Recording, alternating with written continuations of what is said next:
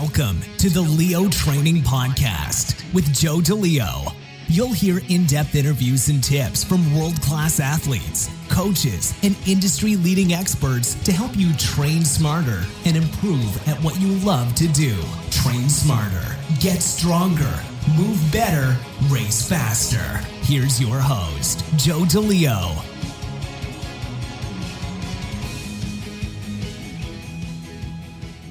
We're back with episode 79 of the Leo Training Podcast. And in this interview, I sit down with one of the co-owners of Original Strength, Dani Almeyda. Dani discusses and describes the Original Strength movement education system, what it entails, and how it's helped her, as well as many of the students she teaches, not only improve their movement, overcome injury, and feel better and lead a better quality of life. So without further ado, let's roll to episode 79 with Dani Almeyda. I'm very excited to welcome Dani Almeyda onto the Leo Training Podcast.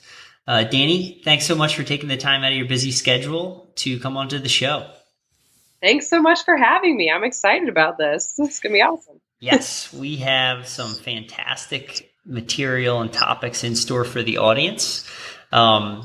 So before we get into that, as I always do, I like to give my guest the mic and opportunity to tell the audience who they are, where they're located, a little bit about their background and their career and what they're up to.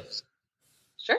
So my name is Dani Almeyda, like you said, and I am located in a town called Fuquay-Varina, North Carolina. And you should look that up because the spelling of that is a fancy one. But yeah, so Fuquay-Varina, North Carolina is right outside of Raleigh. And I'm right located by like NC State and Duke and Chapel Hill, so basketball central in the ACC. But I am one of the owners of Original Strength and Original Strength Institute. And I've got a background. I'm a personal trainer / coach / whatever you want to call it these days. But business owner, I guess, would kind of take my main title with a educational background as far as things goes from sports management to business, and then a master's degree in exercise science. Didn't know exactly the route that I was going to take after a long time as a competitive athlete, and kind of thought I wanted to maybe go into the coaching world or athletic training or just some kind of performance industry, and landed myself in the fitness industry, playing with commercial settings to boutique kind of private training studio. So, and that's kind of what our Original Strength Institute is now, is a private training studio here in North Carolina. That's awesome. That is so cool. I'm looking forward to hearing more about the backstory of Original Strength and how that all got started and how you got involved in it. So before we get to that part, I guess what sports did you play as a competitive athlete, and kind of what initially sparked your interest in those sports? So volleyball was my sport. I did play basketball, and I kind of messed around a little bit with ice skating, which is hilarious if you've ever seen me dance or try to do anything physical. But yeah, volleyball was my sport. I was a libero, which means I was kind of that last resort, running all over the person in the other color jersey. And I played in college at a Division II school in the mountains of North Carolina called Lee's McRae, and it was a beautiful place up there. But yeah, I remember I was playing basketball, and I in middle school I started to really dive into, hey, volleyball's pretty cool. I think I'm gonna get into it. And I remember I surprised my parents because I wanted to start playing at this club. And luckily in Illinois, where I grew up in Chicago area, we were right in the area of this great one of the best clubs in the nation for volleyball. So I got to play with some incredible athletes and coached by just seriously some of the best coaches out there at the time, and was really fortunate. Unfortunately, I didn't know how to train like I do now, and I was kind of riddled with injuries. I kind of had that like stack of injuries all through high school and college after surgeries, and that's kind of what led me really to where I am now. and trying to help restore athletes and bodies and help them feel good. That's great. Yeah, it's so rewarding helping people get back to be in a really good spot and be able to move again and just enjoy a very nice quality of life. Yes. Excellent. So, which is a great segue. So, tell us about Original Strength. What is it, and how you came to be involved in it? Sure. So there's a lot of pieces there. So Original is a movement education, or should I say a re-education system. So we like to say that we are teaching people that, or kind of explaining the theory that they were made to move, and that they were made to move and be capable and able to do whatever they want to do for as long as they want. So just like we were just saying, trying to restore bodies and help people be strong and independent and able and capable for their entire life. And so we're a movement education company, but it all started with my partner, Tim Anderson. He had kind of run the gambit of training. He had kind of just done it all. He was a professional firefighter. And while he was very strong, he was injured all the time and was sick of being hurt and injured and just feeling like crap. And he pretty much just sat down and he's like, "Dear God, show me what I'm doing wrong here. Like, give me some answers here." And all of this kind of just led him to start searching in different ways. So he opened some child developmental books and came across and really kind of learned all about the patterns and the sequencing that we go through as babies, which is what Original Strength is based off of. So if you look at a baby, do you have kids? No, I don't. Okay. So I have two little kids, so it was cool to get to see them go through this process as I was learning about Original Strength. But Original Strength is, like I said, based off of child development. So, the first thing a baby does when they come out is they start breathing, and they're establishing and getting everything kind of turned on. Then they establish their head control, and then they start rolling around on the floor, and they start rocking and crawling, and that all of those things build to help them gain strength so that they can walk and run and do all the things that they want. So we actually kind of broke down our system of Original Strength to use those core 5 pieces of the developmental process and put them into a package of resets, is what we call them. So we say that we kind of teach people how to press reset, and pressing reset is amazing. Of course, I'm a little biased, but we've really seen some amazing things by just teaching people how to move like they're supposed to be moving. So, and start rolling and rocking and breathing and crawling. Excellent. Awesome. Yeah. I follow OS on Instagram as well as your Instagram feed. So I see quite a bit of the content you guys are pushing out. So it's great stuff. So why don't you tell us a little bit about kind of each one of those resets, and then maybe some of the benefits of kind of each one. Obviously, starting with the very beginning, the diaphragmatic breathing is huge. Yeah. So many people want to skip right over breathing. They're like, "Oh, I breathe every day, all day. Come on, I'm already doing it." But the truth is that most of us are not breathing properly, and we're breathing up into the chest and using our accessory breathing muscles. And so what we want to do is get people to just relax, lay down and breathe and get that deep diaphragmatic breath. Something that is super important to us is that we want to be able to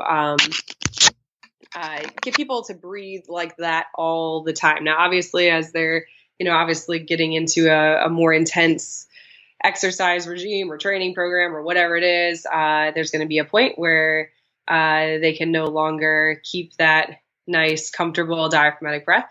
But our goal is to help them keep that for as long as possible so that they can relax the system as much as possible. So, once we are breathing up into the chest, we are putting our bodies into that fight or flight mode that causes a lot of extra release of adrenaline, cortisol. It's just extra tension, excess tension up in the shoulders. It's just not good not good things happen when we're not breathing properly. So actually today we had a team of college strength coaches in, and we had them all test their baseline of hey, let's try and reach for your toes and see if you can reach for your toes. And then, there were quite a few that couldn't. We laid them down on the floor and had them breathe properly, and they were standing up. They're like, wow, I'm starting to touch my toes. Like there were people that had touched their toes now just from breathing. So just getting kind of turned on and relaxed can really make a big difference. So, and then that's fantastic. Awesome. Yeah. So, and then the next one is head control. So just like when you look at a little baby, and especially the ones that you're like afraid to hold because their heads are wobbling and bobbling, they have not yet established head control, but that's kind of what we're working towards. So, after we've got our breathing done, then we need to establish that head control so that we can be as strong as possible. So everything is connected through the eyes and your head. And so that as soon as we can possibly kind of establish that head control and, work on that posture, the better. So, a lot of people, especially texting these days, not moving around, you see people with mirrors on their computer desk areas. We've got backup cameras. We're not actually moving our head anymore, so we stop moving, and sometimes it just takes moving again and, kind of stimulating the vestibular system, which is something that we talk a lot about in our workshops, but kind of what keeps you balanced and on the horizon.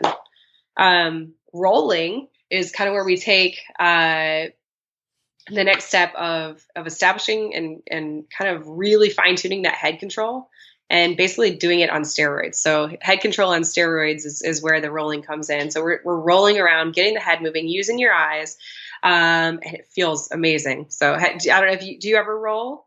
Yeah, I did.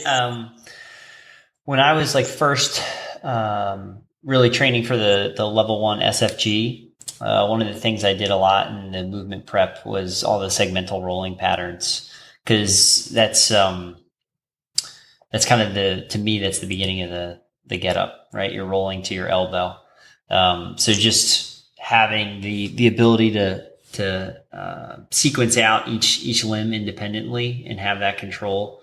And I actually did it with a student the other day, and it was first time I had done it in quite some time, and it felt great. I was like, yeah, I got to throw this back in every once in a while. It's awesome. Yeah, I don't know what I would do if I didn't roll. I mean, I roll every single day, and it's just, I don't know, get all those pops and cracks out, and yeah, it feels so good. Yeah. So there's rolling. Also, one little tidbit I like to throw in there is I think a lot of times people crave physical contact and just stimulation, and I think rolling is a really, really great way to kind of get that. And that's something that we do talk about that quite a bit in our workshop, but your body needs to be stimulated, like your skin needs to be stimulated, and rolling around the floor is a great option to do that. So there's other ways too, but that's a really good one. Yeah, absolutely. Now, you said you guys kind of try to take rolling like on steroids. So is there something that you do a little bit differently during the rolling sequence? So I was saying that it's on steroids because we've got our head control where we're just kind of moving our head up and down and side to side. Well, when we're rolling, everything is initiated, so upper body wise, you're still initiating with your head. Mm-hmm. And so you can, instead of just going up and down, now we're kind of moving and more of circular patterns, I guess, or we're rolling. So we can really take the head and the eyes to a whole nother level. So that's what I meant when I was saying head control and steroids. You'll see a lot of times where you've got someone trying to roll and they don't initiate with their head or their eyes, and they cannot roll. Right. The second you start to say, hey, I want you to lift your head up, look here and reach and, kind of corkscrew your head around, or you don't even have to give that many cues. It just clicks for them. So it's kind of cool to see the differences. So. Awesome. And then so would the next one's rocking, right? Rocking. Yep. Definitely one of the best. So that's kind of where we kind of continue to really tie everything together. That's just, kind of generally quadruped, rocking forward and back, on your hands and your knees. Lots of different ways to rock. And on our Instagram, we kind of play with with many different positions here, but just rocking again is going to kind of take that next step to kind of building and tying everything together so that the baby or you can start kind of getting into the crawling patterns and things like that. So that's where we start to really get the hips more involved. And it just feels amazing. I think it resets your posture. I've literally seen people come out of that standing taller, which is really amazing, especially when you're working with, older adults or people with disabilities or spinal issues, things like that. So after rocking, like I said, we kind of go right into the crawling, and crawling doesn't necessarily have to be crawling down on your hands and knees or up off of your knees. It can be just contralateral movement patterns in general. So it could be bird dogs and dead bugs, which many of us have seen those in the industry, but it's the way that things are kind of packaged together. So as we're doing contralateral movements, we're really tying the brain. We're really getting the brain to kind of think and move and working both sides of the body. Really great way to kind of just get the brain kind of clicking a little bit better and feeling out the body, connecting the circuit, kind of, I honestly, everything just from focus. I use it with some of my teenage clients as well, just to kind of help them refocus, and up to the older adults where we work on cross crawls or even just seated, cross crawls where you're just kind of tapping opposite hand to opposite knee. And that's a good one. Yeah, it's always an interesting one because I think usually when I use it, I kind of get this look like, did he really just ask us to do that? And then, be like, okay, well, look, after we do, go through some of the warm up, I want you to just start moving around, get your body warmed up, raise the internal temperature. And let's just, see if you can crawl for 90 seconds to 2 minutes. And people are like, oh, okay. All right. Whatever. And then they start doing it. And I just kind of watch the clock, and then sure enough, right around 45 to 60 seconds, you just hear the breathing increase, and people get done and they're like, I can't believe how challenging that was. I'm like, yeah. It just kind of makes you respect babies a little more, huh? Yeah. We joke about crawling being a really good way to feel how it feels to be a dog in dog years. It just takes forever. If you're ever just set a clock for 5 minutes and say you're going to crawl or 10 minutes, and after about a minute you're looking at the clock really, only a minute? Right. Oh, it's always fun. Yeah, totally.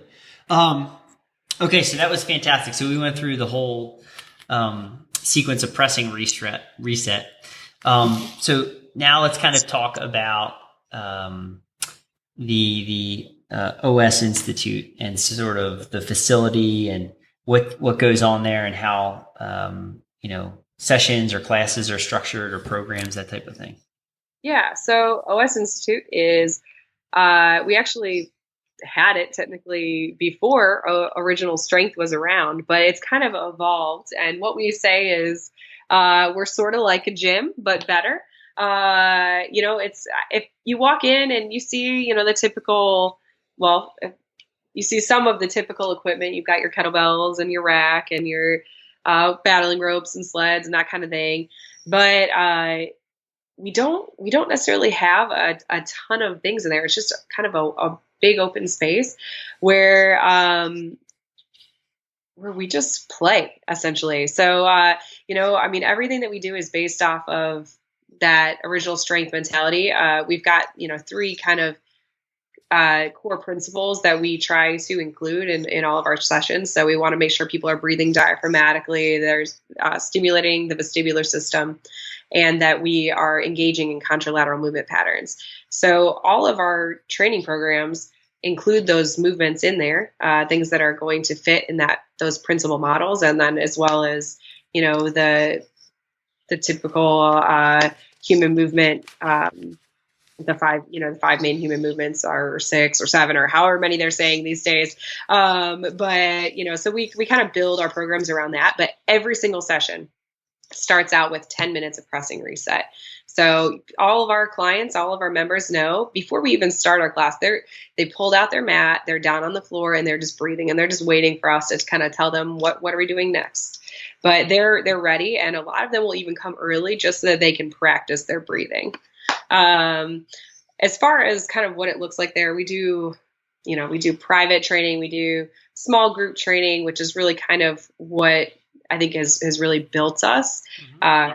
We have a killer family. I'm going to say family, like just amazing people there that I think everyone just really lifts each other up. It's a really positive environment with people of all different backgrounds, ages, physical abilities. And our whole main concept is that we start where you are, and they've really adopted that. Every single member really, truly understands that. And it's just really awesome to see. That's yeah. Awesome. Yeah. People, good people make the world go round. Oh yeah.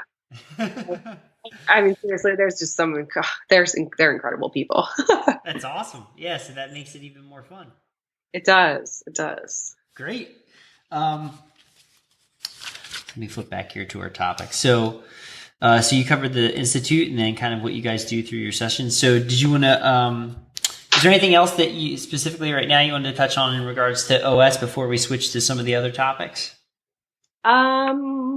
Well, I would say that if anyone's interested in learning more about that we have coaches. I really love all the people that are involved with Original Strength and OSI, but we have an amazing family of coaches all over the U.S. and the world. So if people want to learn more, they can check out the website and find a coach in their area or check out a workshop. Because we've really got a really awesome growing crew and community of coaches. They're wonderful. And I can't necessarily think of something. We've got some upcoming events that are going to be great, but I think I'm good. Very cool. So on that note, we'll shift gears and then we'll talk. One of the other topics that we had down is the women's movement collaborative, series or like event that you're working on.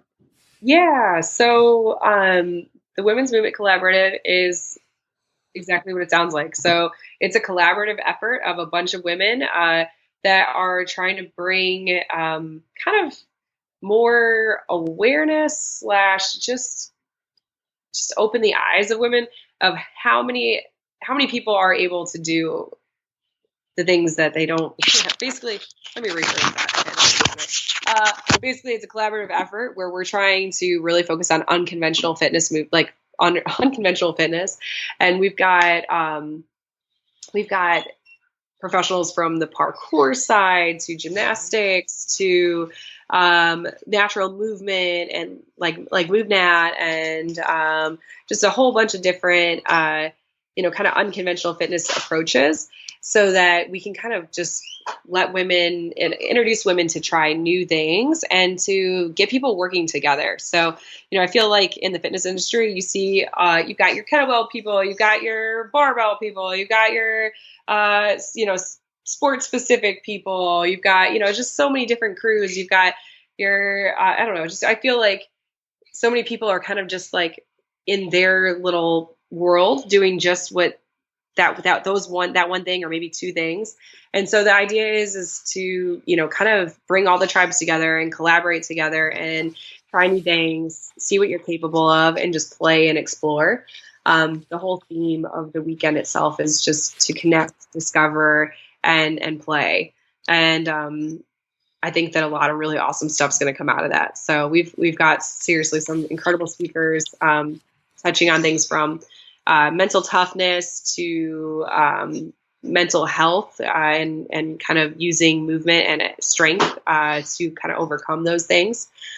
And again, the different, unconventional fitness approaches as well. So unconventional movement. I don't really know that I love the term fitness for this, but all different ways to play and move. Awesome. So I didn't catch. Did you give the date? I didn't. So it is here in North Carolina, the last weekend of September. It's September 30th and October 1st. Okay. And we've got, I think, like maybe 12 spots left. So it's a small, intimate group. and it should be really fun. I'm excited. It's going to be really good. It's the first one we've ever done. And along the way, we'll be interviewing women that other women have seen or been, inspired by, and kind of trying to introduce women and whoever's reading the blog and whoever to other women around. So it's really just a collaborative effort. A bunch of people think more of a do together versus being talked to. Sure. So everyone's working together. So, excellent. Yeah. Is that event listed on the OS site, or is that on a separate website? It's on womensmovementcollaborative.com. Okay. It is, it's a separate event. It's also linked in my bio on my Instagram. But yeah, womensmovementcollaborative.com. It's also on Facebook, and it's going to be great. Awesome. Yeah, that sounds very exciting. Very cool. I'll make sure I include a link in the show notes. And I know that you also wanted to touch on specifically training or working with older populations a little bit. So I'd say that's probably one of my passion, like one of my, kind of most passionate kind of areas. I love old people, but yeah, now my old people friends are going to give me a hard time about saying that.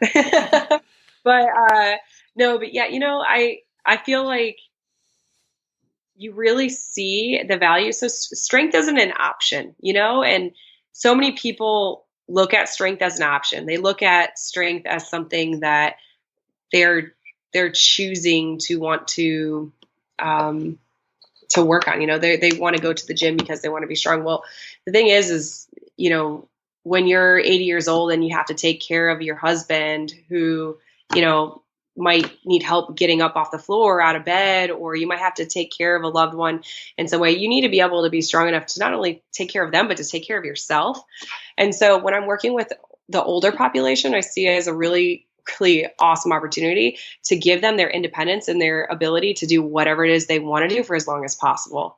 So, I know that when I'm 80 and 90 years old, I want to be able to play with my great grandkids or my grandkids, and to be able to go for walks and walk up the stair, and be able to, get my mail by myself and mow my grass if I want to. My husband's in the background and he's probably laughing at me because I don't mow our lawn now, but I would, but he doesn't. I just think it offers so much more independence, and they are so grateful for the things that they find that they can still do. So right now I've got an older adult that I train several couples, so in their 80s, and I remember just the fact that they can get up and down off the floor now, and they thought they couldn't do it was huge, because they're playing with their grandkids and able to do those things. But I remember one of them wrote a review for me, and one of the things that she was so excited about was that she can open her own pickle jars and water bottles. And I was like, that's just awesome. Like, she's like, I don't have to hand it to him anymore. I can do it myself. And I've got a woman that has ankylosing spondylitis or spondylosis. I'm not sure if I said that right, but they call it AS. Again, I'm not a doctor or a physical therapist or chiropractor or anything, but I am working with this woman who has been seeing a decrease in mobility due to this disease. And since we've started working together, she's starting to be able to do things that she never thought she could do. So when she first started with me, she could barely look down at her own bowl of cereal, or wash her head and her hair in the sink, or be able to get a drink from the faucet. And now she's able to do those things. Like her spine is actually, it's getting more flexible. She's actually able to move. And when she comes in and tells me like the new things she's done that week, I totally tear up every time. I'm a big softie, but it's amazing to me, the freedom that you can give somebody and how grateful they are to get it back. I think at our age, like, it's so easy to take those things for granted. Yeah, so. Absolutely. Yeah, and you don't truly appreciate them until you don't have it. Exactly. But which is a great way to kind of segue into the next topic. So, motivating people and keeping motivation through movement and practice and training. Sure. So, I think for me, as far as, kind of motivating people is helping people see that it doesn't take a lot. That it's just that consistency piece of trying to do a little bit each day. And I think once they start really feeling how good it feels, it's a lot easier to kind of stick with it. Sorry. I think as far as people that are new to exercise, I think that's the biggest thing is really with what we do at our facility is, helping people know that they start where they are. I think that that's been really big for us is helping really encourage them to just start where they are, not to worry about where anyone else is, and just take it one baby step at a time. So I don't know if that's necessarily like true motivation. There's a lot of pieces that go into play that we do for our members, as far as, just kind of giving, like hearing them, listening to them, like getting to know them, like truly getting to know our members and seeing what their true why is. Because the chances that someone's coming to you because they just want to lose 10 pounds and it's just that is so slim. It's not that they just want to lose 10 pounds. It's that they want to feel sexy for their spouse, or they want to be able to, walk up the stairs without huffing and puffing, or, whatever it is. We like to really uncover their true why. And a lot of times when people first come to us, they might not really know what that is. And so I think that that's kind of our biggest way to motivate someone is to help them really discover what they're in it for, and then to keep reminding them of what that is and why it's so important to them. Yeah, that's great. So do you just, try to do that through the first, couple times that you meet with them, just by asking questions and learning a little bit more about them? Yes, definitely. Yeah. So the first session really gives us kind of that general, hey, who are you? This is who I am. And I'm personally am way open about everything, probably too open. And I think that being open and being able to let people into your life kind of gives them a little bit easier segue to be able to open and to just share their life with you.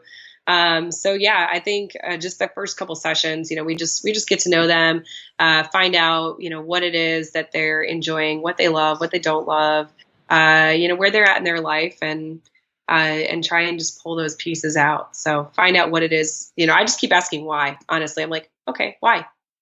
Okay, well, and they're like, shut up, I just told you. But no, it kind of starts to uncover things. So That's great.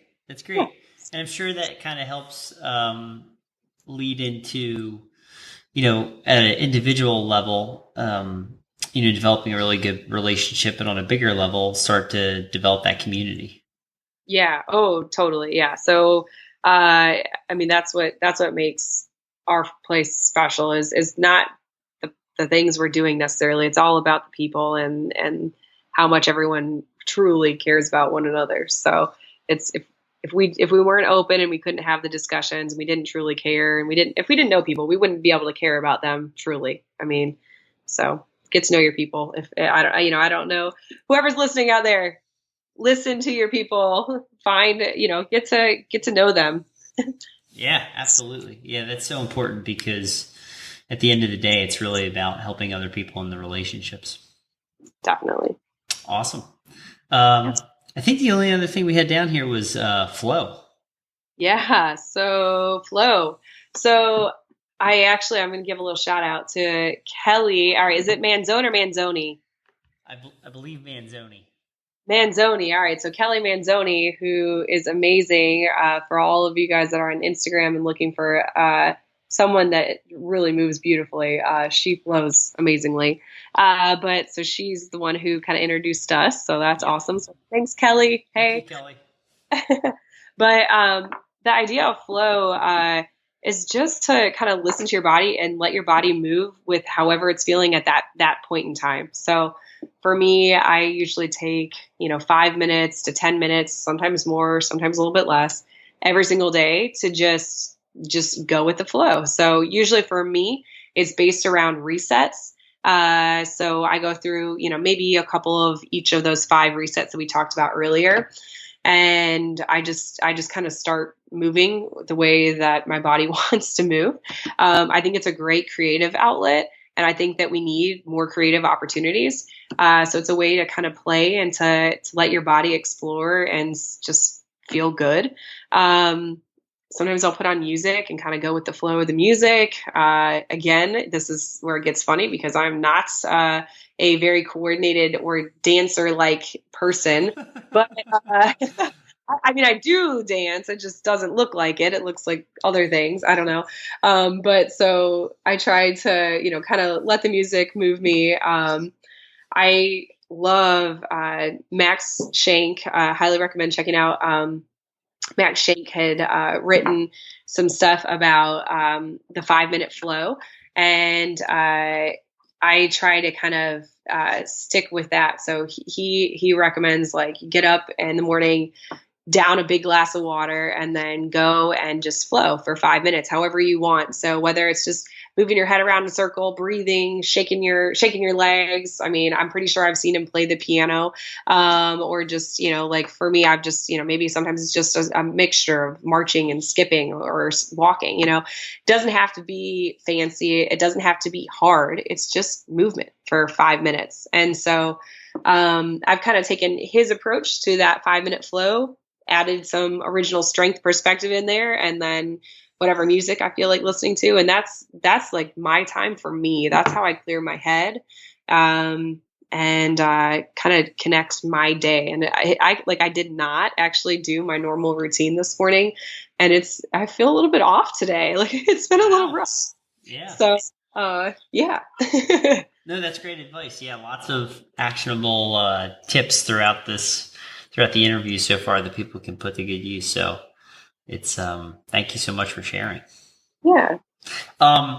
Is there anything else that has come to mind over our chat so far that you want to talk about or share?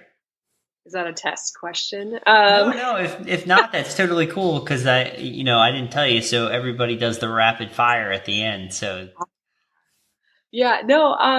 So no, I think I'm good. okay. Yeah, I don't know. Yeah, I would love to. I'm very curious about your rapid fire questions. Yeah. So I'm gonna have to come up with a second set because I'm starting to have some returning guests, people that have been on a second time. Yeah. So I got to come up with some like specific questions for them. So these questions I ask everybody at the end of the interview, and they don't have anything to do with the topics or subject matter we've covered so far. It's like just kind of a little bit more about who you are and what you like, what you don't like, that type of stuff. So these are all fun questions. Okay. So first question. So given all of your knowledge and your experiences so far at this point in your life, if you go back in time, what advice would you give yourself 10 years ago? Oh. I would say, yeah, just keep it simple and do the thing. I overcomplicate. I don't know. Am I explaining too much for rapid fire? No, that's good. Yeah, no, keep it simple. Say no more. I think that's probably it. Say no more. What's your favorite strength training exercise? Oh. Or favorite exercise? Yeah, I would probably say, oh God, the first thing that's coming to my head is crawling, and it's amazing because I hate it at the same time. I don't know why. Why is that coming to my head? It's really effective. Yeah, I like to squat and jump and do that kind of stuff. Yeah. Awesome. Do you have a favorite training session that you like to do? You mean like I like to? Yeah, you personally. Would that be no, the flow? Would that be the flow? Is that your kind probably, yeah, probably flow, things that are more playful. I have seasons of different things that I like to play with. So I just finished the Bigness Project by Jen Sinkler and Courtney Thomas. So like maybe a month or two ago, and I had a lot of fun with that. And now I'm kind of just moving on to just playing and getting into gymnastics type stuff. So just changes. Fantastic. How has your training changed today compared to 10 years ago? Yeah, I was one of those, I thought I had to like drill myself into the ground kind of people. And everything was based around my sport. So now after, putting some more years on and injuries, I am now at the point where, hey, it doesn't actually have to feel so terrible to be really effective. And I'm stronger than I've ever been in my entire life. Awesome. That's great. Yeah. What injuries have you had, and how have they affected your training and your life? Well, I've had 2 shoulder surgeries, tore my labrum, tore my rotator cuff multiple times. That's that volleyball going for me. I also just had like a chronic dislocating shoulder. So I'm hypermobile by a lot. I've also had 2 ankle surgeries. Broke my foot after overtraining, after having a shoulder surgery. So I got cleared and started just running like crazy and broke my foot. And then I kept playing on it, running on it, and made it worse. So I didn't listen to my doctor, and I just kind of kept going. So wouldn't recommend that. Had to have surgery. Then completely tore every ligament and everything in my ankle in college. Totally just had to get all that re-tied back together. And just a few other like little things here and there, but those are my 2 main surgeries 4 main surgeries. So those were pretty significant though. I was out for long periods of time.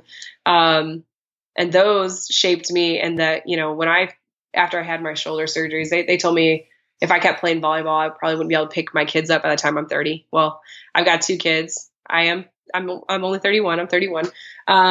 But I can lift my kids up, and I can do get-ups with both of my kids and over my arms and over my head. And so I think that's pretty awesome. But I remember the first time I ever touched a kettlebell, just 8 kilograms was challenging for me. I mean, it was super shaky and unstable. And I have no problem, getting 28 kilograms up over my head without doing them in, a year or 6 months. So yeah, I'd say that's really shaped me to want to get my body stable and strong, because I want to be able to do whatever it is that I want to do for as long as possible. Awesome. That's great. Thank you so much for sharing all of that. Yeah. Okay. What's one thing that high school athletes should be doing more of to complement their training and their health? That's a good question. They should be focusing on the basics way more. Fundamentals. So, yeah. Focus on the basics. Focus on the foundation. Get your house strong. Get your foundation strong before you start getting all the fancy, sexy, cool stuff. I don't consider it the 800-pound club if you can't, do a proper push-up, or, you know what I mean? So focus on the basics, kids. Totally. Best tip to improve recovery post-training session? Reset. Press reset. That's what I would tell them to do. So go through and get on the floor and get familiar with your ground movement, and breathe and rock and roll and cross crawl, and then drink a lot of water. Awesome. 3 more. What's your favorite meal? My favorite meal? Oh man, I love food. Well, this is not healthy. I hope that's okay. Well, it's not. I've been on. I love Mexican food, so pretty much anything at a Mexican restaurant would do it for me. But like a really big plate of fajitas, maybe with some queso drizzled on it. Excellent. What's one book everyone should read? My big kick right now has been Essentialism. Greg McKeown. It's so good. Did you read that one? Yeah, I got the Audible version. Yep. Oh, it's so good. Yeah, seriously, especially if you're struggling with time management or just trying to kind of get your life prioritized and kind of see where things are at, that was a game changer for me. I felt like he was talking to me. Awesome. Final question. Who have you studied or do you continue to study in your career to improve and get better? So that one's always tricky for me. And that I study a lot of people, but one of the people that I study the most is probably Tim Anderson, who's my business partner.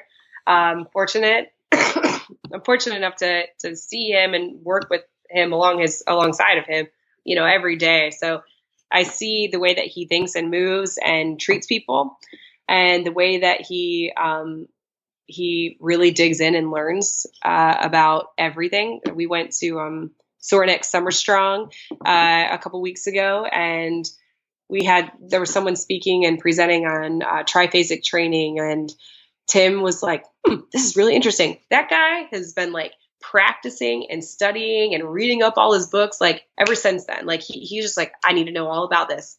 And he just knows these things, and the way that he really like digs in and learns them is pretty impressive. So I would say Tim is probably the one that I study the most and learn from the most. But there are a lot of really awesome people out there. So I'm very fortunate to have him right here. Excellent. That's awesome. Well, that takes us through all the questions. So it's been a blast having you on the show. Thanks so much for taking the time to come on. So just hang on the line. Let me give you a proper goodbye off air. All right. Sounds good. Thank you. Yeah, thank you. I hope you enjoyed this brand new episode of the Leo Training Podcast. If you value this content, please take a moment of your time, head on over to iTunes and drop in a 5-star review. Or share it on your favorite social media networks such as Facebook, Twitter, LinkedIn, or Instagram. And be sure to tune in next week when I have another brand new episode and I sit down with Jeff O'Connor. Thanks for listening to the Leo Training Podcast. Subscribe and get even more expert training tips at www.leotraining.io.